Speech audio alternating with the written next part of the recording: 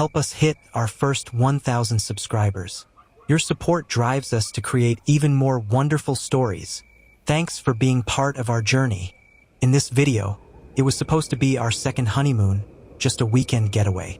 But when I saw the hotel room door slightly open, what I found inside destroyed everything I thought I knew about my wife. David stood in the kitchen holding 2 steaming cups of coffee, waiting for Emily to come downstairs. It was their 10-year anniversary, and he had planned something special. A weekend trip to the same beachside hotel where they had spent their honeymoon. He had made the reservation a month in advance, booked their favorite suite, and even arranged for the same local jazz band to perform during dinner. Emily finally came down, still brushing her damp hair, and gave him a distracted kiss on the cheek. She looked tired, tense even. Not the reaction he'd expected. "I just have to stop by the office for a bit before we leave," she said. "I'll meet you there." David blinked. "The office? On a Friday morning? I thought you cleared your schedule." She waved it off with a quick smile. "Just one thing I need to hand in. It won't take long, I promise." Despite the odd excuse, he didn't press her. They had been a little distant lately, but he chalked it up to work stress and life getting in the way.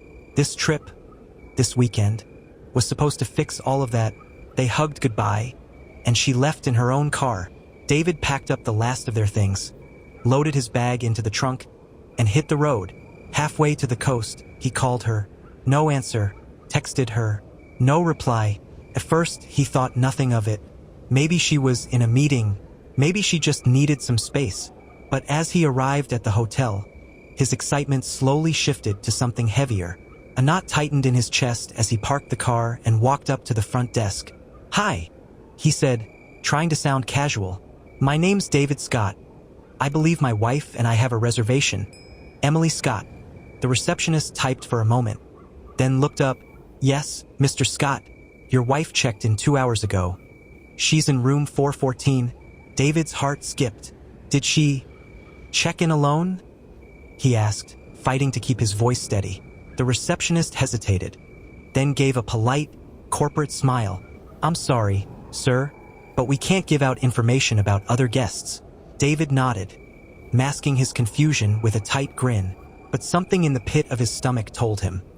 This weekend wasn't going to go as planned. She was already here, and she hadn't told him. The door to room 414 now held more questions than answers. Coming up next, what's really behind the door of room 414? Keep watching to find out in the next chapter. David stood in the hallway, his knuckles hovering just inches from the door of room 414. His pulse pounded in his ears. He had planned a romantic weekend, not a confrontation, but something in his gut told him this wasn't going to be a warm reunion. He glanced down the hallway, debating whether to knock or walk away. Then, without fully understanding why, he reached for the handle and turned it. It was unlocked. The door creaked open just enough for him to peer inside. At first, he only saw the soft glow of the room's bedside lamps. The curtains were half drawn, casting shadows across the carpet. Then he heard a voice, not Emily's, a man's voice, low, relaxed, laughing. David's heart froze. He pushed the door open a little farther. Inside, he saw a man sitting on the edge of the bed, shirtless, sipping wine from a glass he held carelessly in one hand. Emily stood near the balcony, her back turned, wearing the red dress David had bought her last Christmas. She was laughing too. The scene hit David like a punch to the chest. His vision blurred. Time slowed. The man leaned forward, placed his glass on the nightstand, and touched Emily's waist. She didn't move away. David stepped back quietly, pulled the door closed without making a sound, and stumbled back down the hallway. He didn't know whether to scream or collapse. Was this real? Was this the same woman who kissed him goodbye that morning? He made it outside, leaned against a wall near the hotel's back entrance, and tried to breathe. The ocean breeze couldn't cut through the heat that burned in his chest. He couldn't confront her yet. He needed answers, but on his terms. David took out his phone, opened the recording app, and hit record dash. If this was going to unravel, he needed proof. Up next, what will David do with the truth he just witnessed? Keep watching to find out in the next chapter. David sat in his car, the engine off, his hand trembling as he hit play on the voice memo. he had recorded just minutes ago outside room 414, the soft clink of glass, muffled laughter, and a voice. The same man's voice from the room, echoed through the speakers, and then, unmistakably, Emily's giggle. It didn't feel real. Each sound was like a nail driving deeper into the coffin of his marriage. He had listened to Emily laugh like that with him years ago, before something in her heart had clearly shifted. David opened his texts and stared at the last unread message she had sent. "Love you. Can't wait to see you tonight." The words felt poisonous now, laced with betrayal he hadn't seen coming. He started typing a response but stopped halfway. What could he say? What could he ask that wouldn't make him look weak or paranoid? He deleted the draft and scrolled through her previous messages. There were signs, now that he thought about it. Little lies about work dinners, the sudden obsession with privacy on her phone, the new perfume she never wore around him. David switched to his call log and tapped on the unknown number that had called him the night before. It had gone straight to voicemail, but now he remembered. There was a voicemail. He held his breath and played it. A deep male voice came through, slurred and careless. "Hey, Emily left her scarf here again. Tell her I'll hold on to it." Same room as usual. David's blood ran cold. Same room as usual? This wasn't a one-time mistake. It was a routine. That was the moment something inside him snapped. But not with rage, with clarity. He had been chasing shadows, doubting his instincts, giving her the benefit of the doubt. Not anymore. He saved the voicemail, the voice memo, and screenshotted the messages. Then, he opened a blank email, attached the files, and sent them to himself. He wasn't sure what he would do next, but he knew he needed to act smart, because the game Emily was playing was much darker than he ever imagined.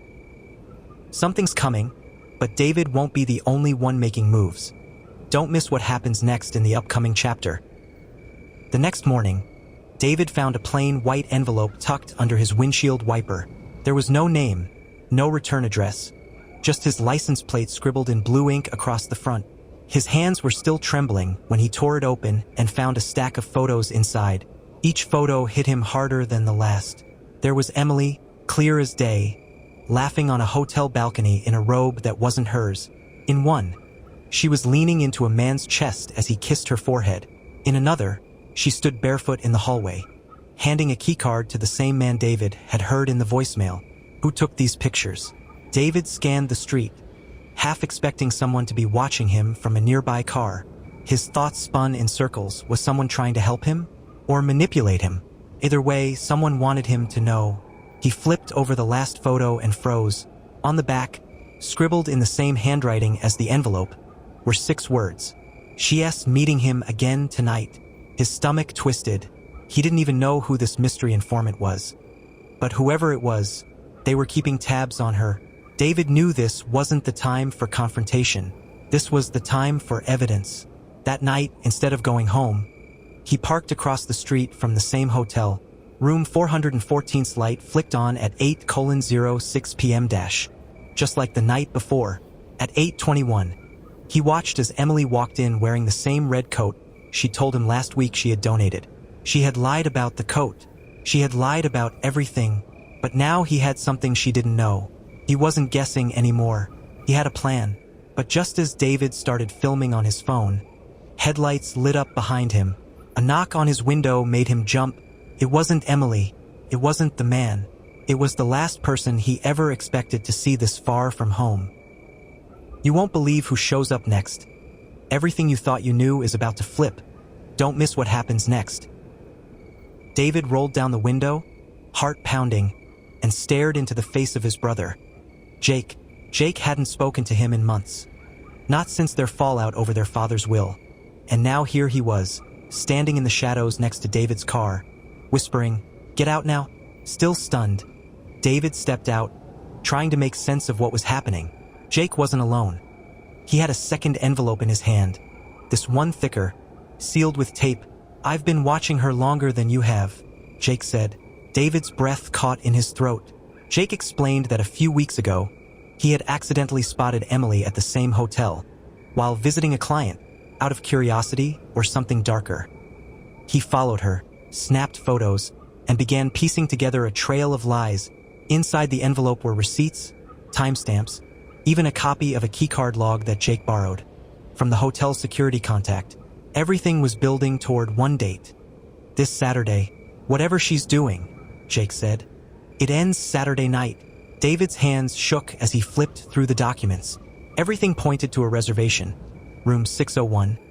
Booked under a different name, but charged to Emily's credit card. But there was more.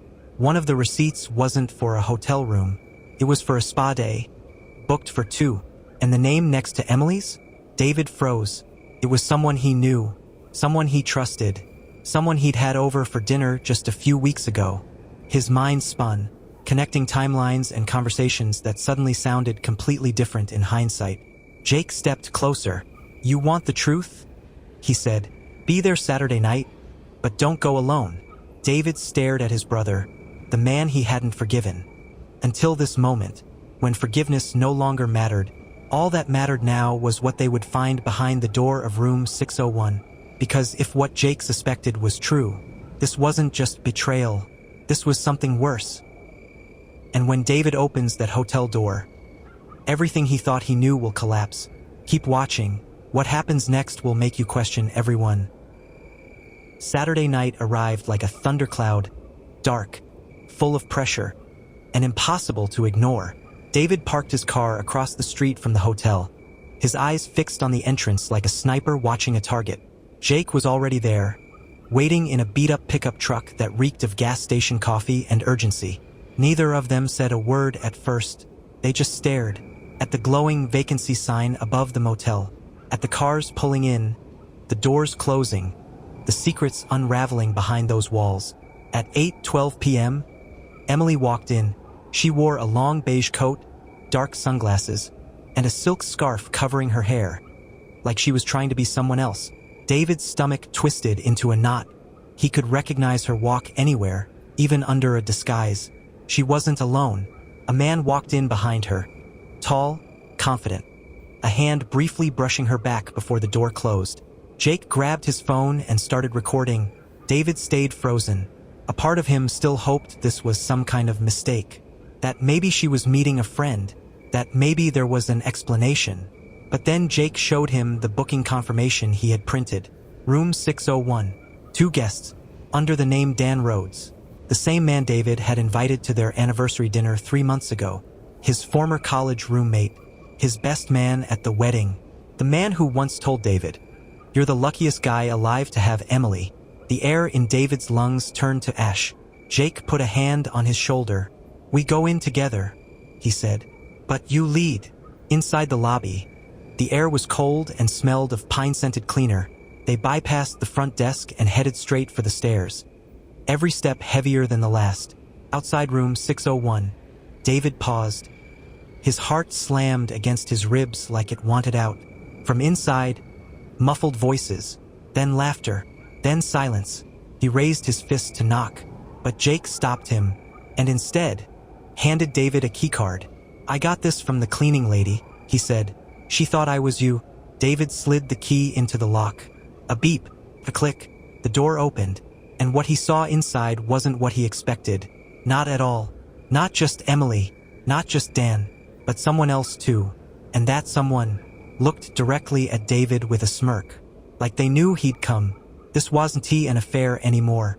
This was something planned, and David just walked into it. In the next chapter, everything David believed about trust will be shattered. David stood frozen in the doorway of room 601. Emily was there, sitting on the edge of the bed, but her body language was wrong. She didn't look guilty. She looked ready. Dan stood behind her, arms crossed, eyes locked on David's. But he wasn't shocked either, and in the corner of the room was a third person David hadn't expected. Chloe, the woman David had confided in at work for the past few months. The same Chloe who always just happened to be at the coffee shop when he needed someone to vent to. She wasn't part of this by accident. She was recording him. There was a phone propped up on a mini tripod, lens blinking red. "What is this?" David demanded, his voice cracking between rage and disbelief. Emily stood slowly, her coat falling open to reveal a silky dress she clearly hadn't worn for a business trip. "It's called closure," she said flatly. "For you, not for us." Dan added, "You were never supposed to see this. But since you're here, let's just be honest." David's hands were trembling. Jake, still standing behind him, stepped forward, but Emily lifted her hand and said, "Don't bother. Jake, we knew it'd come too. We made sure of it." Everything hit David at once. The late-night texts Emily once claimed were from her mother. The sudden interest Chloe had taken in his personal life. The way Dan had ghosted him after college and then reappeared just as his marriage started to falter. This wasn't an affair. It was a setup. It was orchestrated. But the worst part? Emily didn't look angry. She looked relieved. "This marriage has been over for a long time," she said softly, as if she were doing him a favor. "You just refused to accept it. So we decided to force your hand." David's voice was barely a whisper. "So what now? You film this? Humiliate me?" Chloe smirked. "No. You walk away, quietly, or this video ends up where your investors can see it." It wasn't just betrayal. It was blackmail. And for the first time in his life, David realized the people closest to him had been planning his downfall for months, maybe longer. But why? And how far were they willing to go? In the next chapter, David starts digging, and what he finds makes the betrayal look like just the beginning. David couldn't sleep that night. The hotel room felt like a crime scene, and he was the only one without a weapon. He replayed their words, their faces, their cold confidence. Over and over in his head. They hadn't just betrayed him, they had planned it, and now they wanted to silence him with blackmail? No, not without a fight. At 4:17 a.m., he opened his laptop and started digging. Emails, cloud backups, even Chloe's old messages. At first, there was nothing unusual. Just flirty banter, shallow work conversations, late-night check-ins. But then he remembered something Chloe had said once during drinks. "If you're ever suspicious of someone, don't check their inbox, check their drafts." His hands shook as he logged into Emily's email account. He still had access from when they filed their taxes together. In her drafts folder, there were 7 unsent messages. One of them was titled Insurance. The message wasn't written to anyone, but it was a confession, a journal, a digital diary of everything Emily had been planning. For over a year, she hadn't just fallen for Dan again. They had planned to push David into a breakdown, make him look unstable, maybe even violent, so she could secure full control of the assets in case of divorce. They had documents ready, manipulated texts, photos, and worse, Chloe had been writing reports, private memos on David's mental health, his work habits, even his drinking, none of which were true, all of it designed to discredit him. He sat there in silence, staring at the screen. Then a notification popped up. "This account has been signed in from another device." Someone knew he was in. He quickly downloaded every draft, every photo, every document, then yanked out the Wi-Fi. Footsteps echoed in the hallway outside, and that's when he realized they weren't going to wait for the divorce. They were going to finish what they started. In the next chapter, David makes a run for it. But what he discovers next will shatter everything he thought he knew about who was really behind it all. David's heart was pounding as he rushed out of the hotel's side exit, clutching the USB drive with Emily's drafts. The morning air hit his face like a slap. It was sharp, real, sobering. He didn't even bother to check out at the front desk. He had one goal now: make it to someone he could trust before they could stop him.